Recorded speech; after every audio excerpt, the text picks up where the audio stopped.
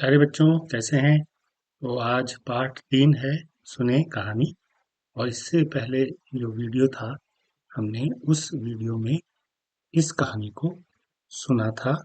मैंने पढ़ा था और आपने उसे सुना था, और मुझे उम्मीद है कि आपने उसका अभ्यास भी कर लिया हो। तो ये जो कहानी है, रीना की कहानी है। वह जल्दी उठती है, फिर अपने के काम करती है, फिर वो स्कूल जाती है, और स्कूल जाती है तो उसको रास्ते में उसकी सहेली दीपा मिलती है, और फिर वो स्कूल जाते हैं। स्कूल में वो कैसे रहती है, क्या करती है, ये इस पूरी कहानी में आया है। और इसके साथ-साथ वो अपने छोटे भाई के साथ भी खेलती है, और सुबह से लेके रात तक वो खूब खेलती है, पढ़ती है, मन से काम करती है, तो उसको जल्दी नींद भी आ जाती है, और फिर वो अपनी दादी को जो है शुभ रात्रि कहती है, गुड नाइट। तो ये तो कहानी हमने पहले पढ़ ली थी। आज हम इसके जो प्रश्न अभ्यास हैं उस पर बात करेंगे। तो प्रश्न अभ्यास से पहले कुछ शब्दार्थ पर हम बात करेंगे कि कुछ शब्द होते हैं और उनका अर्थ भी हमें जानना चाहिए। जैसे इसमें आया है कि हर दिन, तो हर दिन का मतलब प्रत्येक दिन, रोजाना या डेली जिसे हम कहते हैं। और इसमें एक शब्द आया दातुन। तो दातुन दांत साफ करने के लिए जो हम टहनी का टुकड़ा तोड़ते हैं। जैसे बहुत सारे पेड़ हैं जिनकी, जैसे पुदीना है, पौधा होता है, हम उसके पत्तों से भी दांत साफ करते हैं। नीम है और टिमुर है। बहुत सारे पेड़ के जो डंठल होते हैं टहनियों के, उनके छोटी छोटी टहनियों से हम ब्रश के रूप में उससे दांत साफ करते हैं। गांव में तो बहुत ज्यादा आज भी चलता है। इसी प्रकार स्वच्छ, स्वच्छ का मतलब यहाँ पर साफ सुथरा होता है। और यहाँ पर इस कहानी में वो धुला हुआ है, यानी स्वच्छ कपड़े पहनती है तो धुले हुए कपड़े पहनती है। आनंद आया है इस कहानी में, तो आनंद का मतलब खुशी, हैप्पीनेस, मजे से आनंद लेना। जैसे आप कहानी सुनते हैं, कविताएं सुनते हैं, तो उसमें आनंद आता है। कोई अच्छी चीज, मनपसंद चीज आपको खाने को मिली तो आपको आनंद आ गया। सहेली, सखी, दोस्त, फ्रेंड। सुप्रभात, सुबह की, नमस्ते, गुड मॉर्निंग।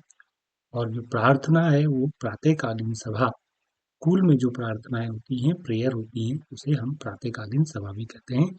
और ध्यान लगाने की मुद्रा को भी हम कहते हैं। हम इस प्रकृति, ये जो नेचर है, इसके समक्ष जो है हम ध्यान लगाते हैं।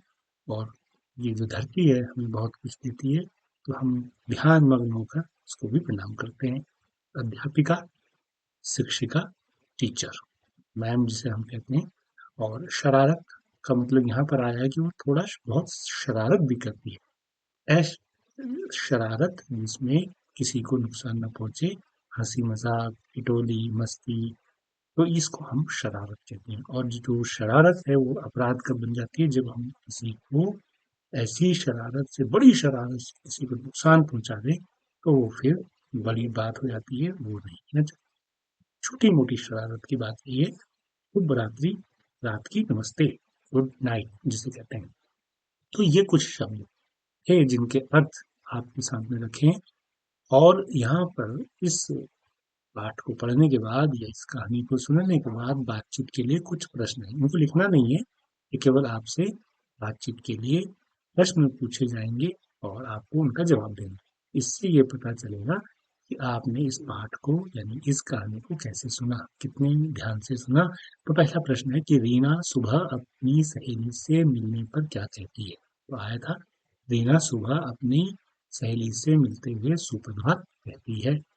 रीना की दादी रात को सोने से पहले रीना से क्या कहती है? शुभ रात्रि, जिसको हम अंग्रेजी में कहेंगे गुड नाइट। प्रश्न नंबर 3 है कि आप क्या कहकर बड़ों का अभिवादन करते हैं। तो हर जगह अलग अलग है। प्रणाम, सादर प्रणाम, नमस्ते, कहीं पर चरण स्पर्श भी कहते हैं। इसी प्रकार प्रश्न नंबर 4 है कि घर पर जब कोई अतिथि आते हैं, मेहमान आते हैं, गेस्ट आते हैं, तो आप क्या कहकर उनका स्वागत करते हैं। तो यहाँ पर भी हम, कोई हमारे यहाँ आता है, चाहे वो परिचित हो चाहे अपरिचित हो, हम नमस्ते करते हैं, प्रणाम करते हैं, सादर प्रणाम करते हैं, नमस्ते जी कहते हैं, गुड मॉर्निंग कहते हैं, गुड इवनिंग कहते हैं, जिस वक्त वो आए। और इसी प्रकार प्रश्न नंबर 5 है कि अगर आपको रास्ते में कोई परिचित जन मिल जाए, तो आप क्या कहते हैं। वही उत्तर आएगा यहाँ भी कि प्रणाम कहते हैं, कोई नमस्ते कहता है, कोई सादर प्रणाम कहता है, कोई नमस्ते जी कहता है, कोई सलाम कहता है। तो इसी प्रकार ये जो बातचीत वाले प्रश्न हैं वो समाप्त हुए। वह खोजे जाने। प्रश्न नंबर 1 है कि पता कीजिए कि आपके सहपाठियों के घर पर अभिवादन कैसे करते हैं। बहुत जगहों पर नमस्कार, अभिवादन, नमन, अभिनंदन, सलाम, आदाब, सत श्री अकाल, वड़क्कम, गुड मॉर्निंग और ऐसे हमारी जो आंचलिक भाषाएं हैं उनमें भी कई सारे अलग अलग शब्द हैं जिससे हम एक दूसरे को नमस्ते कहते हैं, प्रणाम करते हैं, एक दूसरे की कुशल क्षेम हम पूछते हैं। अभिनय सहित समझाइए कि आप व्यंजन कैसे करते हैं। व्यंजन करने का आपको एक्टिंग करनी है, कैसे नहाते हैं उसकी एक्टिंग करनी है, बाल कैसे बनाते हैं उसकी एक्टिंग करनी है, और खाना कैसे खाते हैं हाथ से इशारा करके, और हाथ कैसे धोते हैं, कैसे सोते हैं। ये एक्टिविटीज है और इन एक्टिविटीज को आप अभिनय के साथ यानी हाव भाव के साथ आप चाहें तो शीशे के सामने भी इसे कर सकते हैं। तो इसी प्रकार पाठ्य पुस्तक में आया है खेल खेल में मिट्टी से घर घर खेल की चीजें बनानी है, जैसे चूल्हा, थाली, कटोरी आदि। अपने मित्रों के साथ आपको घर घर खेलना है। ये हम बचपन में खूब करते हैं, आप भी करते होंगे। आप बड़ों की मदद भी ले सकते हैं और बड़ों की मदद से आप ये खेल खेल सकते हैं। ध्यान रहे कि आप अपनी आंखों में मिट्टी नहीं डालेंगे, बारीक मिट्टी छानने का काम बड़ों की मदद से करेंगे। इसी प्रकार अब हम आते हैं सबके घर। रेखा खींचकर पशु पक्षियों को उनके घर तक पहुंचाना है। तो ये जो चित्र है आपकी किताब में है, ये देखिए। यहाँ पे इनके जो घर है वो कहाँ हो सकते हैं, ये हमको देखना है। तो इसका उत्तर जो है यहाँ पर आया हुआ है, देखते हैं। ये देखिए जो ये उल्लू है, ये इन पत्तियों के पीछे टहनियों पे रहता है। पक्षी है तो यहाँ उसका घोंसला है, वहाँ उसके अंडे हैं। इसी प्रकार ये जो खरगोश है, ये खरगोश झाड़ियों के नीचे और मिट्टी के नीचे दोनों जगह कर रहता है। ये गाय है तो ये गाय है, इसके लिए ये गौशाला बनी है, उसमें के छप्पर के नीचे रहती है। इसी प्रकार ये जो गिलहरी है, इस गिलहरी के लिए ये पेड़ में कोटर है, इस कोटर में वो रहती है। और मछली जल की रानी है, जीवन उसका पानी है, वो यहाँ पानी में रहती है। मछली को बाहर निकालेंगे तो मछली मर जाती है। तो ये चित्र में आपने ऐसी रेखा खींचकर बनाना है। अब एक चित्रकारी और ये करना है, आप कलम से पेंसिल से क्या करेंगे, चित्र बनाएंगे और उसमें आपको क्या करना है, अपने रसोई, कमरा, बरामदा, आंगन, छज्जा, छत, माँ, पिता, दादा, दादी, कहानी, खीर आदि जो भी आपको अच्छा लगता है उसको आप यहाँ पर बना सकते हैं। उदाहरण के लिए हमने आपके लिए यहाँ पे एक चित्र दे दिया है। इस चित्र को भी देखकर आप बता सकते हैं कि आप कौन-कौन से घर में काम करते हैं। गाय को पानी पिलाना हुआ या गाय को रोटी खिलाना हुआ या घर की आंगन में अगर कुछ कबाड़ है उसको साफ करना हुआ। घर के अंदर भी बहुत सारे काम होते हैं जो हम और आप करते हैं। आप उनके बारे में यहाँ पर जो है क्या-क्या आपको अच्छा लगता है बता सकते हैं यहाँ पर।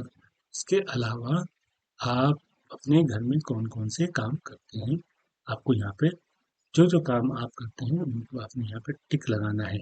जैसे हाथ है मेरे छोटे-छोटे काम करूँ मैं बड़े-बड़े। ऐसा नहीं है कि छोटे बच्चे कोई काम नहीं करते हैं। तो क्या हम खाना खा लेते हैं अपने आप स्वयं? देखिए, बिल्कुल। अगर आप खा लेते हैं तो टिक लगाएँगे।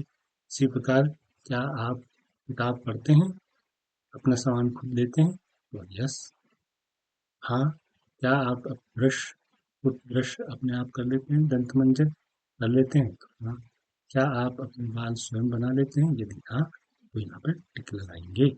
इसी प्रकार ये जो पाठ है, यहाँ पर ये समाप्त होता है और आप इस कहानी को एक बार फिर से पढ़ेंगे और पढ़ने की कोशिश करेंगे। अपने घर में बड़ों से पढ़वाएंगे, सुनेंगे और शब्द-शब्द पर उँगली रखकर आप अपने अभ्यास को बढ़ाएँगे।